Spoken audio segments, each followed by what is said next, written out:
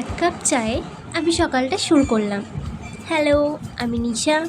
আর 5টা দিনের মতোই আজকে সকালটা, কিন্তু দুপুরটা একটু আলাদা। তো আমার ব্রাশ করা হয়ে গেছে, এবার আমি সকালে স্কিন কেয়ারটা করে নেব।